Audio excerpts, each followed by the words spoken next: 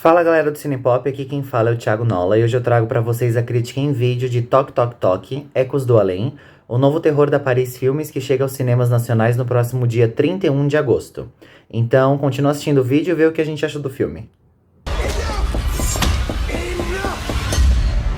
Os segredos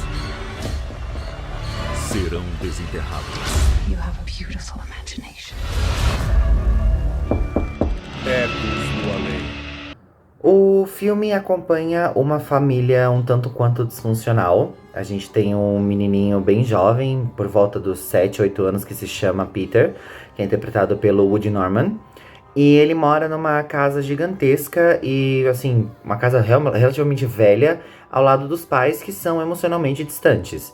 A gente tem a Carol, que é interpretada pela Lizzie Kaplan, e a gente tem o Mark, interpretado pelo Anthony Starr. Os dois muito famosos e os dois, já vou falar, que estão muito bem no filme.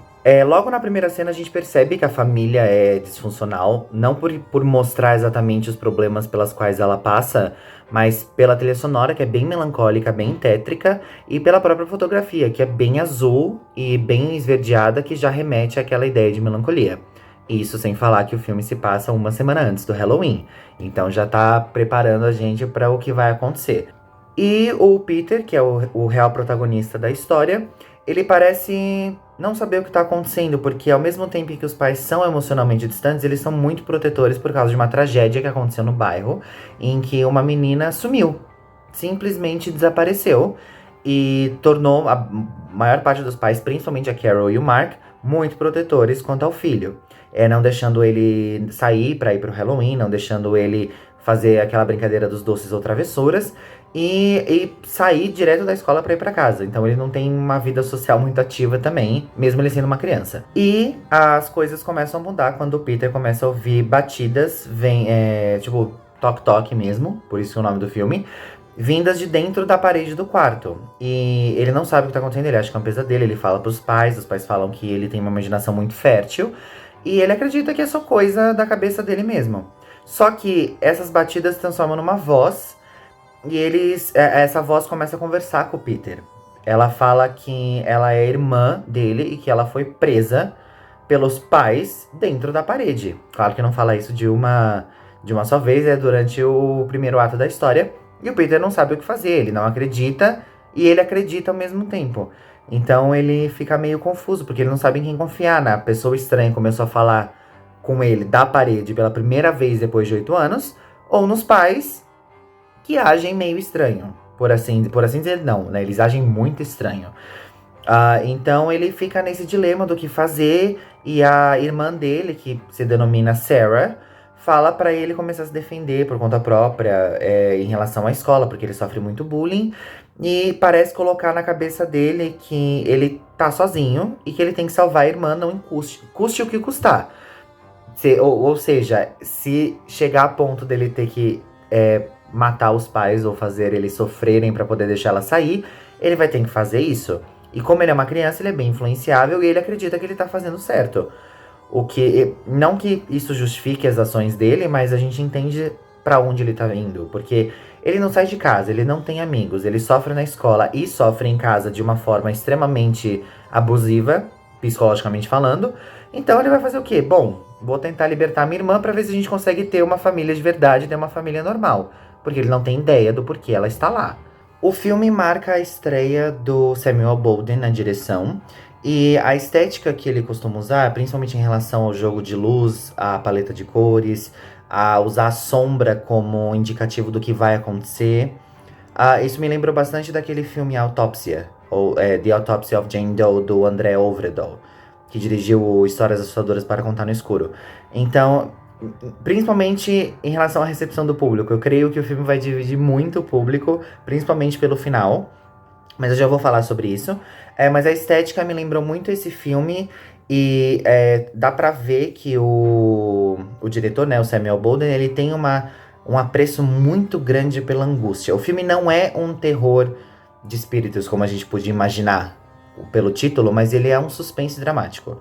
Então ele aposta muito na angústia, ele aposta muito na claustrofobia ao fazer planos fechados, ele aposta muito na simetria. Por quê? Porque a simetria entra em conflito com a angústia, ou seja, com o desequilíbrio emocional da atmosfera de cada cena. Isso funciona muito, muito bem. E ele tem um grande apreço por aquela estética Hitchcockiana.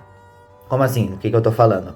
Em vários filmes do Hitchcock, ele utiliza uma técnica em que ele dá zoom com a lente da câmera enquanto puxa a própria câmera para trás, ou vice-versa. Ou seja, ele faz com que o cenário pareça estar mudando de forma e diminuindo ou aumentando em relação à personagem.